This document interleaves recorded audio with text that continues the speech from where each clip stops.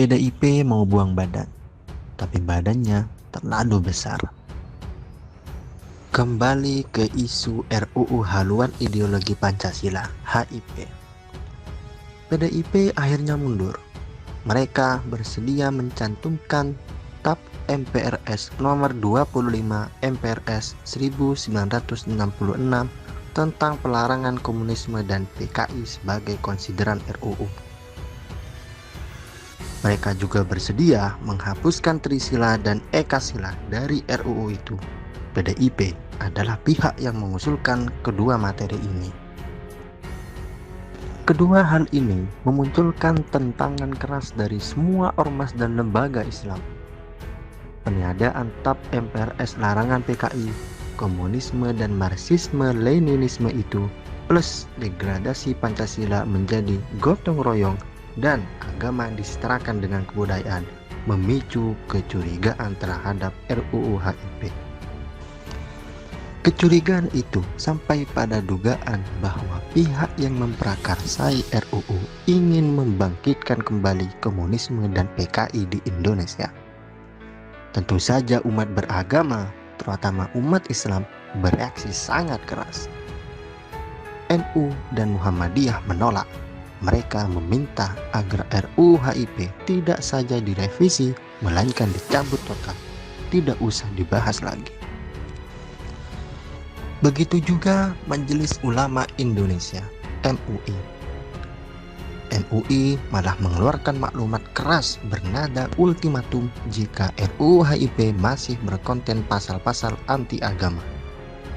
Didukung 34 MUI provinsi, MUI pusat menyimpulkan RUU HIP original bisa menjadi jalur legal bagi para pendukung PKI dan komunisme untuk bangkit kembali. Yang sangat mengkhawatirkan, selain penyingkiran TAP larangan komunisme PKI, adalah pasal 7 RUU HIP. Di ayat 2 pasal ini, Trisila diuraikan sebagai sosionasionalisme, sosiodemokrasi, dan ketuhanan yang berkebudayaan. Dua istilah pertama yang ini entah apa maksudnya, tapi yang terpenting, kita perlu fokus ke istilah ketiga, yaitu ketuhanan yang berkebudayaan. Terminologi ini berpotensi mengaburkan prinsip ketuhanan yang Maha Esa di Pancasila. Bahkan, banyak orang yang berpendapat bahwa istilah ketuhanan yang berkebudayaan memberikan ruang yang sangat bebas untuk menafsirkan eksistensi agama dalam kehidupan berbangsa dan bernegara. Salah satu tafsiran orang adalah menyamakan agama dengan kebudayaan, atau bisa dikatakan pasal ini akan mewajibkan agama menyerap kebudayaan. Jadi, RUU HIP sengaja diisi dengan diksi dan narasi yang tak jelas, penuh dengan poin-poin yang tidak substantif.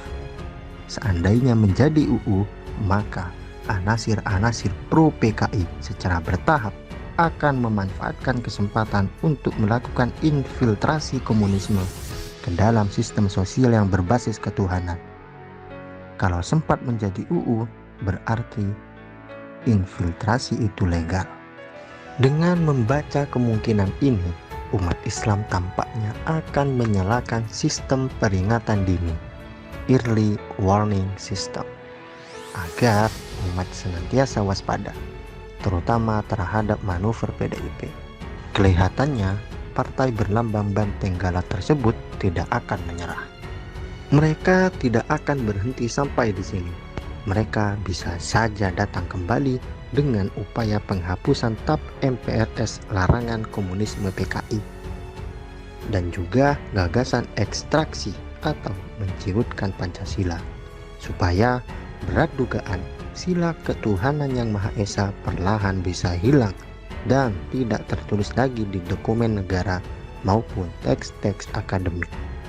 Wakil Ketua DPP PDIP, Ahmad Basarah, menegaskan bahwa peniadaan TAP MPRS larangan komunisme di deretan konsideran RUU HIP bukan inisiatif partainya. PDIP difitnah seolah mendukung kebangkitan kembali komunisme. Begitu juga soal Trisila dan Ekasila. PDIP juga terfitnah, kata Basara. Namun, catatan yang ada menunjukkan bahwa kedua hal itu berasal dari Partai Banteng. Kalau bukan PDIP, kenapa mereka yang sibuk mengatakan bahwa TAP MPRS larangan komunisme sekarang sudah dicantumkan di RUU, sedangkan Trisila dan Ekasila sudah dihapus? Kelihatannya PDIP mau buang badan, cuma badannya terlalu besar sehingga mau dibuang kemanapun tetap terlihat.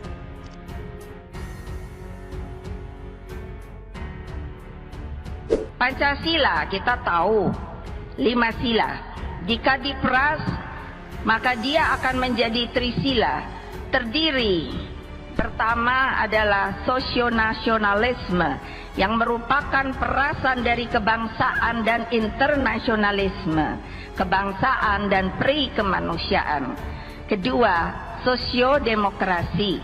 Demokrasi yang dimaksud bukan demokrasi barat, tetapi demokrasi yang dimaksud adalah demokrasi politik ekonomi, yaitu demokrasi yang melekat dengan kesejahteraan sosial, yang kalau diperas lagi menjadi satu dalam sosiodemokrasi. Yang ketiga adalah ketuhanan, menjadi poin ketiga, bukan karena derajat kepentingannya paling bawah, salah, tetapi justru karena ketuhanan sebagai fondasi kebangsaan, demokrasi politik dan ekonomi yang kita anut.